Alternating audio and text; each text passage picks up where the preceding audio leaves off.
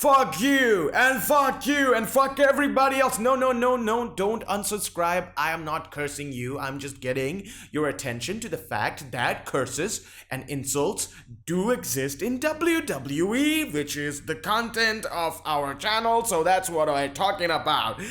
Let's talk about top 10 best WWE insults of 2016, because it's almost about to end, and I know that you all are gonna wait for the New Year's special video. Well, we're gonna do that, but not now. Now let's just concentrate on the curses and the insults.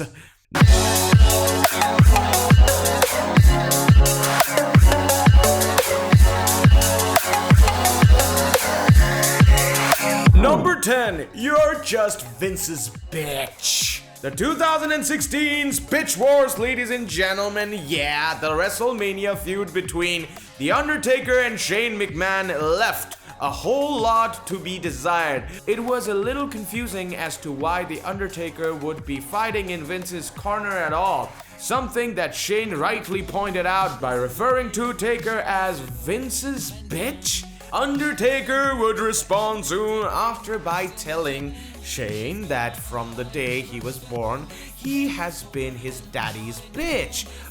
Who knew that a feud over who was or wasn't a bitch could lead to such a high-profile WrestleMania match? Question mark, exclamation point, baby. Number 9, size does matter.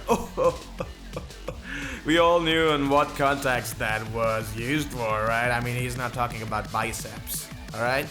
Ahead of the fatal four-way match to decide a new Universal Champion, the four men involved opened up Raw to put forward their arguments as to why they are going to win tonight. But Seth Rollins was still playing the irritating heel at this point, and the floor was given to Kevin Owens, Roman Reigns, and Big Cass. It was interesting to see Big Cass involved in such a situation, but he more than held his own. He played up the fact he is 7 feet tall and also that one isn't able to be educated into such a position, before turning to Rollins and informing him that yes, size does matter, baby. Shoot, penis jokes, baby, bam bam. Number 8, if it wasn't for a one-night stand. This was the segment that officially turned me against Enzo Amore. The Kappa haters or whatever that is may very well be the most irritating thing in all of professional wrestling today. The interaction between Amore and Sasha Banks here was awkward at best. Sasha and Charlotte had a good back and forth, dealing with the aftermath of Sasha's first WWE Women's Championship victory. Charlotte opened up the proceedings by referring to Sasha as a one-night stand before the boss quickly pointed out who Charlotte's father was. You are the daughter of Ric Flair. If it wasn't for a one-night stand, you probably wouldn't be still here. Yeah, there's a firecrackers back in my background right now. Number 7, you spent 10 years wrestling for hot dogs and pretzels. Baron Corbin is in a weird place right now. He has been somewhat overshadowed since the brand split in July, but one would assume his future is bright. Towards the end of his NXT run, he finally seemed to be comfortable in his own skin as a trash-talking, disrespectful big guy. We are only just beginning to see this come out on SmackDown Live. On Talking Smack recently, Corbin's vitriol against the little independent guys came out in beautiful form. When asked if he was jealous of success of AJ Styles, Seth Rollins, and Kevin Owens, Corbin bought off Bryan's relatively short career after fighting so hard to get there. You spent 10 years and wrestling for hot dogs and pretzels. Then you came here and your body gives out. To his credit, Daniel Bryan came back with some good too, counting his impressive run of promos on Talking Smack. Number 6, I'll pull that lazy eye right back to work. Enzo Amore and Big Cash arrived on the main roster the night after WrestleMania by interrupting the Dudley Boys, and anyone unsure as to how the duo would be received on the main roster were left with no doubts. They looked like stars from the get-go, and whilst they have stumbled somewhat in the 6 months since, they promise to be around for a long while. Devon Dudley will go down in infamy as the first victim of Enzo Amore's acid tongue on the main roster. The former Hooters manager pulling no punches in informing Devon of Enzo's gift of gab and gift of jab, before telling Devon he was going to put the lazy eye right back to work. Is that bullying? I don't know. Number 5. 2 years ago, your legacy died. Oh my god, that's cold. Almost cold. Maybe the feud between The Undertaker and Shane McMahon wasn't so bad after all. Actually, no, it was awful. But the two did have a couple of surprisingly entertaining back and forths.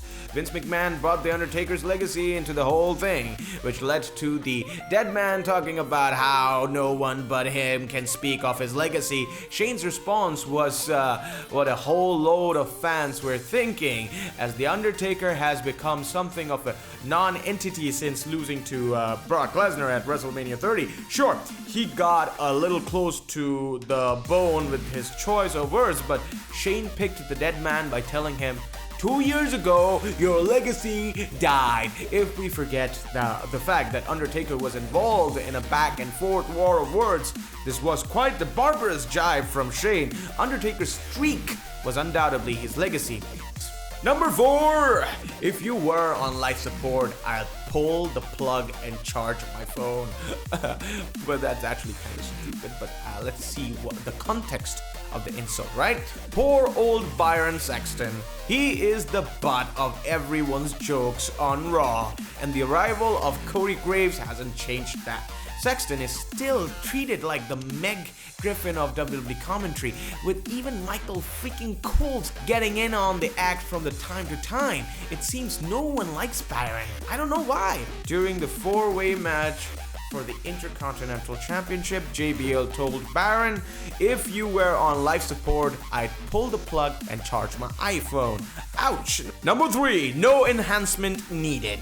You won't find lower hanging fruit in professional wrestling in 2016, but just because fruit happens to be within arm's reach doesn't mean it should be totally ignored. Randy Orton returned to WWE at Battleground 2016 as Chris Jericho's guest on the highlight reel, being interviewed just after news that had broke about his SummerSlam opponent Brock Lesnar's failed UFC drug tests. So would Orton bring them up?